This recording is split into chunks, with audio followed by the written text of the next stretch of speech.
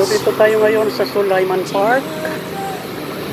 At silipin muna natin dito ang fountain. Yan yung Rojas Boulevard. Tatawid tayo doon sa Baywalk.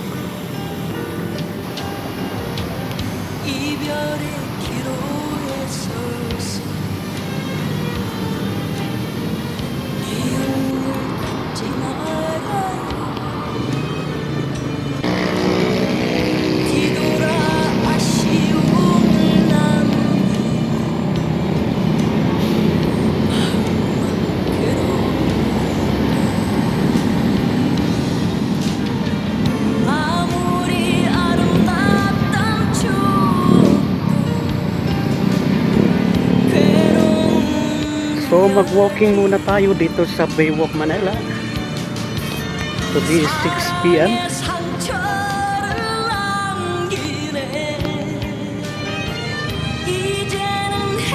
Today is 6:15 p.m. and that today is Sunday.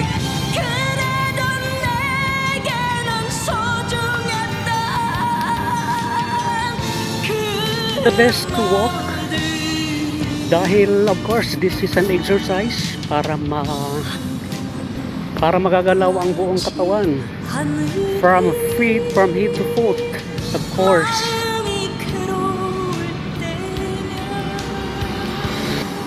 So bali itong side ng Baywalk, Manila, mayroon siyang fence dito sa gilid at hindi pa pinapapasukan doon sa loob, doon sa may breakwater. Of course, dito ka lang maglalakad-lakad sa portion na to, sa lugar na to. And ito'y matagal na nakabakod. So, tingnan mo naman, ito yung talisay. Kasi dati this is open. And I think it's already 5 years na nakabakod itong na to. Na hindi pinapapasukan sa loob. Hanggang doon sa may Dolomite Beach. So yan ang Rojas Boulevard. So may mga paisa-isa dito na nagbabike dahil this place is open for biking. So sa oras na ito ay wala nag-aano tao na namamasyal. Dahil it's already 6 p.m. past 6 p.m. in the afternoon, evening, and then pag umaga dito ay maraming tao na nagja-jogging. As I observe, pag umaga ako pumupunta dito. So of course dito sa right side ay dito makikita ang Manila skyline. Yan yung mga buildings dyan, yan yung Diamond Hotel. And din ito, mga malalago ng mga dahon nito. Dati ay of course itong mga nyugan here in Baywalk, Manila. As usual, ganun pa rin naman yan before. And then that building is the Golden Empire Tower. That is a condominium. And then here, of course, as I have said, this is the Diamond Hotel.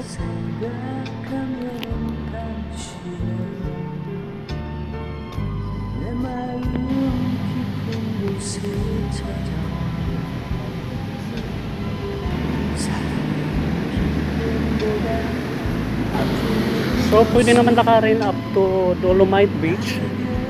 This is still open at this time. Yan yung Cedro Hill Street. Pwede ka tumawid dyan papuntang Robinson's Ermita, Manila.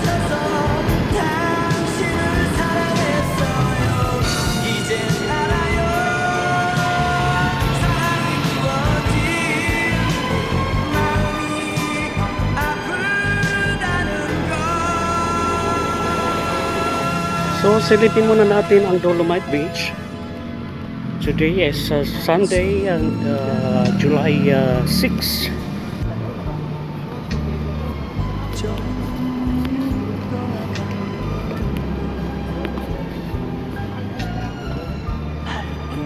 So, bali lumubog na ang sunset. Ang araw, sunset of Manila Bay. Pero marami pa rin nakaupo dito. Of course, here. I-focus muna natin dito.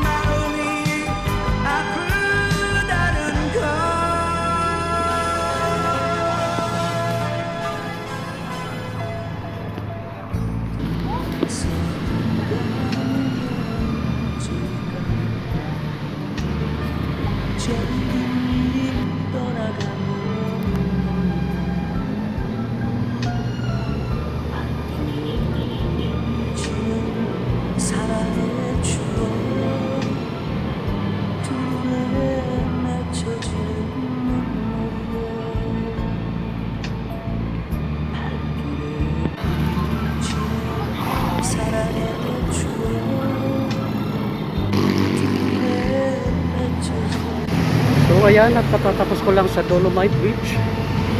At ito naman ay isang galakit. So tatawid ako dyan sa Pedro Hill.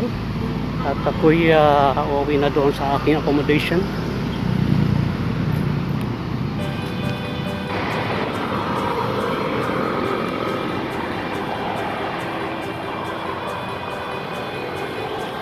So dito muna tayo sa Robinsons.